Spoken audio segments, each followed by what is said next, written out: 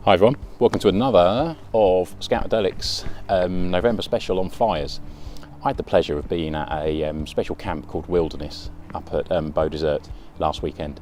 All specialists on the practical skills, the wilderness skills. Brilliant event. And I was doing a bit of firelighting up there. I was running a session on firelighting and I got talking to a group of beavers, and I was telling them a story about a man called Ötzi the Iceman. I believe that's the way you spell it. O-O-T-Z-I, I think, if you want to look it up on Wikipedia. Very interesting read. And I thought I was going to bore these beavers talking about this Iceman. And I finished my story and I turned around and said, right now, let's light some fires. And all these beavers said, no, we want to hear more about the Iceman. So I thought it would make a nice little topic, a little bit for this fire month, as Ötzi the Iceman taught us a tremendous amount about prehistoric firelighting and the tools they used. So Ötzi the Iceman, discovered about 15-20 years ago, but he was thousands of years old. His body was thousands of years old. He was discovered in the top of the Alps in a glacier, but his body was so well preserved that the police actually began a murder investigation. Incredible preservation of his body, and we learned so much about prehistoric life from him. Genuinely go and read something about Ötzi because it's really good. But he had a firelighting kit on him, and it showed us exactly how prehistoric people lit fires. Now there's a belief that prehistoric people used friction firelighting methods. Well, they didn't. They used flint and steel, an actual flint and steel. Now flint and steel, there's the flint and steel. Now this is a rock, I believe it's called an ammonite, but it's an iron heavy rock, and if you're very practiced and have the right shaped bit of ammonite, you can get a spark from this. So what I use is a nice bit of processed high carbon steel, but it's the same thing, and I've done this later in the day, so hopefully you'll see some of the sparks I'm getting on there, orange sparks. Now I'm a scientist. I love what's happening here.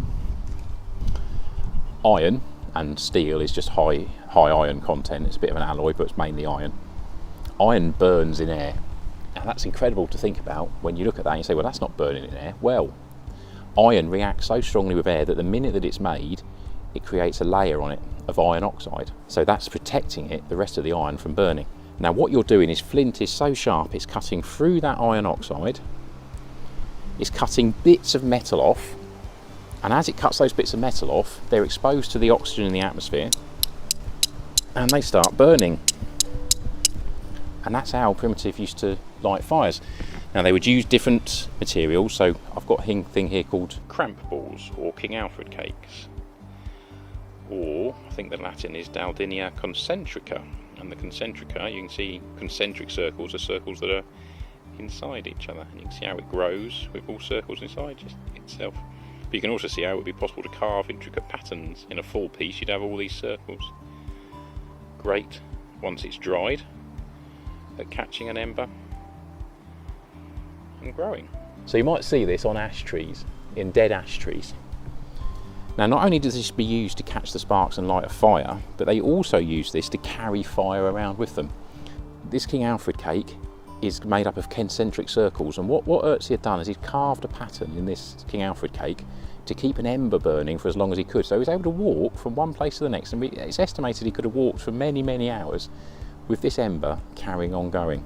Now what we can also use is a thing called char cloth. Now char cloth helps us take this cool spark and it helps us concentrate the heat, so it burns a little bit hotter when blown, and we might be able to light this basket. So what I'm going to try and do is I'm going to try and catch a spark on my bit. Oh crikey, first time. That's good for video, isn't it?